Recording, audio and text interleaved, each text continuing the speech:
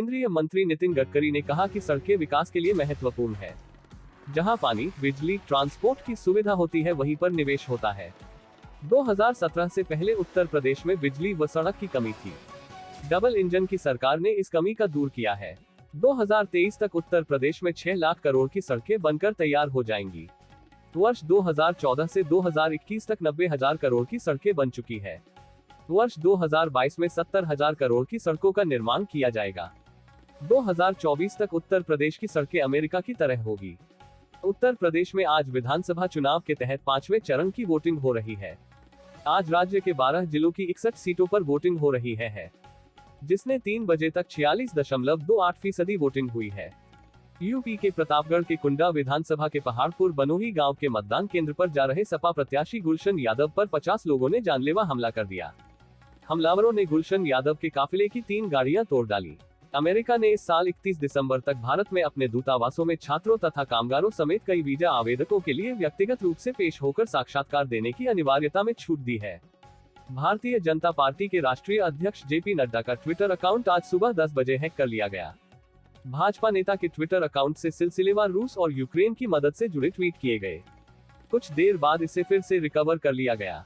मुलायम सिंह यादव की छोटी बहू अपर्णा यादव ने कहा, यूपी में काबा, यूपी में बाबा, यूपी में काबा, यूपी में सिर्फ बाबा, यूपी में सिर्फ बाबा।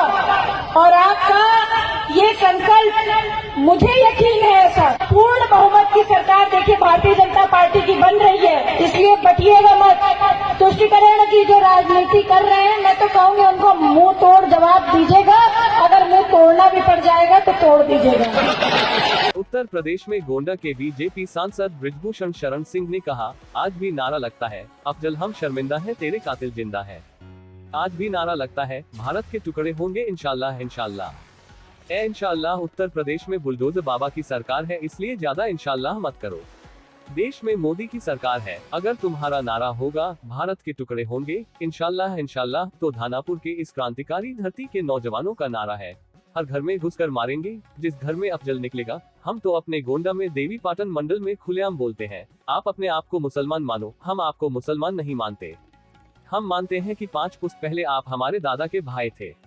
खुलेआम बोलते हैं, खोजो अपना इतिहास, देखो 5 पुश्त पहले आप मेरे बाबा के भाई थे या नहीं। हम जानते हैं कैसे धर्म परिवर्तन करना पड़ा। उन्होंने कहा कि 10वीं शताब्दी से लेकर 15वीं शताब्दी तक हिंदुओं का धर्म परिवर्तन हुआ। यूक्रेन से लौटे भारतीय छात्रों के जत्थे का केंद्रीय उड्डयन मंत्री ज्योतिरादित्य सिंधिया ने खुद स्वागत किया और भरोसा दिलाया कि सभी को सुरक्षित वतन वापस लाने के लिए पीएम मोदी दृढ़संकल्प है। Happy to have all of you back safe and sound, back in our motherland. On behalf of Prime Minister Narendra Modi ji, both Muralidharan ji and I are present here to welcome you back. I know you have all been through a very, very difficult time, a very, very trying time. But know this, that the Prime Minister is with you every step, the Government of India is with you every step, and 130 crore Indians are with you every step of the way. And we will leave no stone unturned until every single one of our citizens are back safely back home in India. So please pass this message on to all your friends, all your colleagues, that we are with them and we will guarantee their safe passage back. Pradhan Mantri ji is in touch with the Ukrainian Rashtrapati ji. The conversations are on to ensure that everyone is brought home safely. Conversations are also on with the Russian government, and we assure you कि एक एक नागरिक को वापस अपने मातृभूमि में हम लोग सुरक्षित रख के ही चैन की सांस लेंगे। बहुत बहुत आप लोगों का स्वागत प्रधानमंत्री जी की तरफ से, और एयर इंडिया की सभी क्रू को भी मैं अपने तहे दिल से धन्यवाद देना चाहता हूं कि आप लोगों को लाने के लिए इतनी मेहनत और मशक्कत की। आप सब लोगों का बहुत बहुत स्वागत है। I know now all your family and friends are waiting for you, so let's go and meet them. Thank you very much. Thank you. Jai Hind. Ukraine के उप प्रधानमंत्री और डिजिटल ट्रांसफॉर्मेशन मंत्री मिखाइलो फेडेरोव ने इस युद्ध के बीच टेस्ला और स्पेसएक्स के मुखिया एलन मस्क से मदद मांगी है। एलन मस्क की स्टारलिंक सैटेलाइट से चलने वाली इंटरनेट सर्विस है और अब ये इंटरनेट सर्विस यूक्रेन में मुहैया कराई जाने लगी है।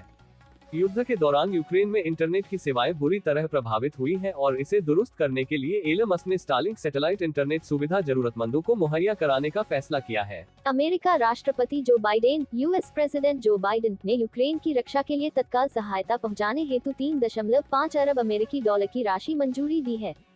अमेरिका ने इस राशि की मंजूरी यूक्रेन के रक्षा मंत्री द्वारा पश्चिमी देशों से पोलैंड के माध्यम से विमान रोधी और टैंक रोधी मिसाइल भेजने का आग्रह करने के बाद दी है। इस पैकेज में यूक्रेन को बख्तरबंद, हवाई और अन्य खतरों से निपटने में मदद करने के लिए और अधिक घातक रक्षात्मक सहायता शामिल होगी। स्वीडन यूक्रेन को सैन्य, तकनीकी और मानवीय सहायता दे रहा है। फ्रांस ने यूक्रेन को 300 मिलियन यूरो और सैन्य उपकरण देने की घोषणा की है, तो ब्रिटेन भी लॉजिस्टिक्स ऑपरेशन में मदद की पेशकश की है। हंगरी, बुडापेस्ट से 240 भारतीय नागरिकों को लेकर ऑपरेशन गंगा के तहत तीसरी उड़ान दिल्ली के लिए रवाना हुई।